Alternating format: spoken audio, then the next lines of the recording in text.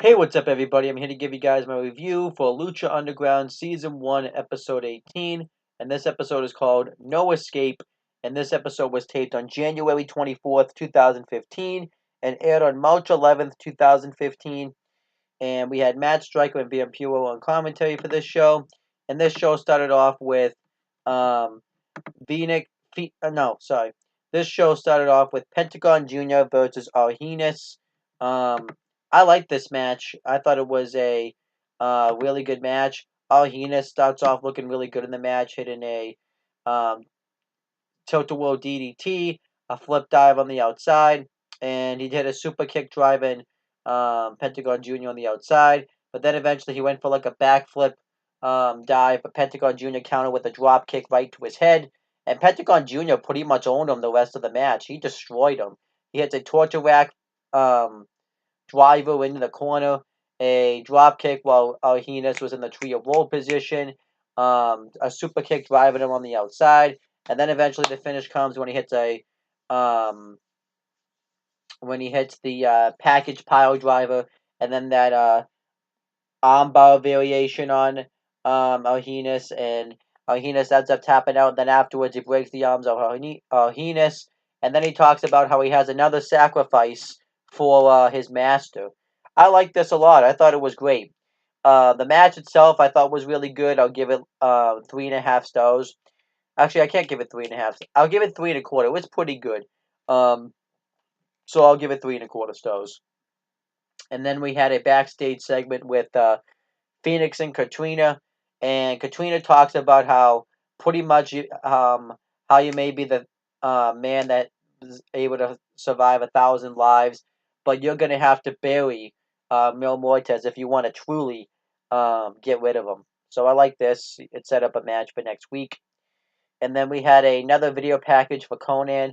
These video packages are good and stuff, and he talks about how he has like masterful plans, but I don't know what this is leading to. It's like Conan's vengeance. Does this mean that Conan is coming back to wrestle? Because if that's the case, then I'm not interested. So I hope that's not the case.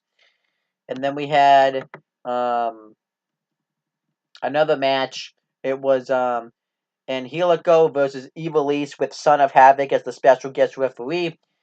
Pretty much the whole. I like this match actually. This was a pretty decent match. It was actually pretty entertaining. And Angelico just pretty much um wanted to do every kind of sexual position towards Evilise, which kind of makes him a heel, but whatever. He was holding her hand. He out wrestled her a couple of times, but she ended up out wrestling him.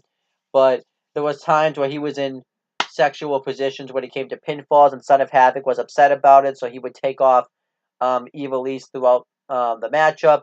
But then eventually he ends up hitting a Insiguri, and then he hits like a power bomb. He goes for like a power bomb, but Son of Havoc takes Evilise off of him. He even ended up saving Evilise when he went for like a corner splash.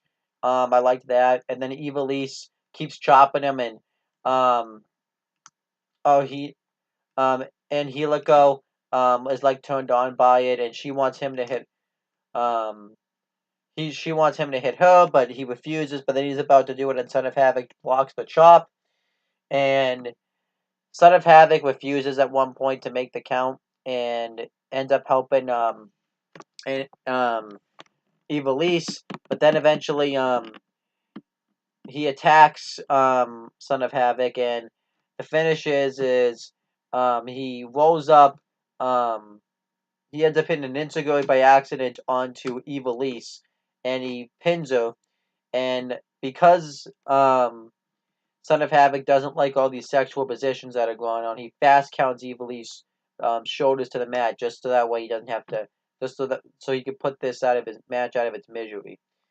And Evilise wasn't very happy about it, and afterwards Son of Havoc throws him out of the ring and stuff. And I thought this was pretty decent. It was a nice story. I'll give it 2.75. I thought it was pretty entertaining.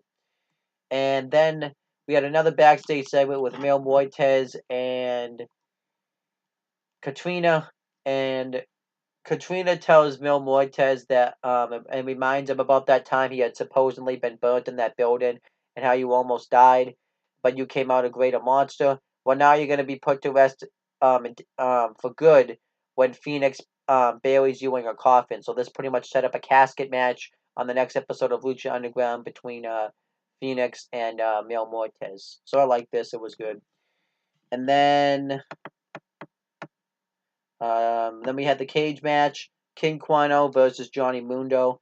Great cage match. I shouldn't say great cage match, but a really good cage match. They both started brawling in the beginning.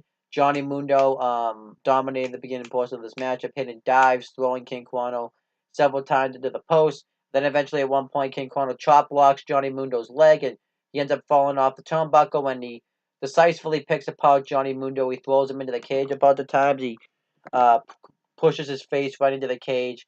King Quano tried to escape at one point. Johnny Mundo stopped him, but then he ended up kicking the leg out of Johnny Mundo, which caused him to fall off the turnbuckle.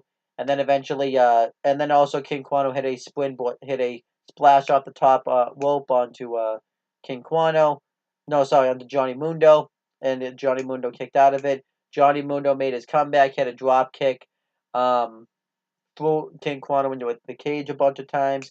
He went for the end of the world. King Quano moved out of the way, and then the match kind of becomes back and forth. There was this one spot where they both were fighting on the turnbuckle, and Johnny Mundo used his mask to prevent King Quano from escaping, and then they both fell off.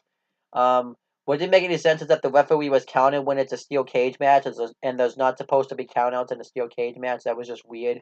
And then they started brawling again. Johnny Mundo hits a spear. King Quano kicks out.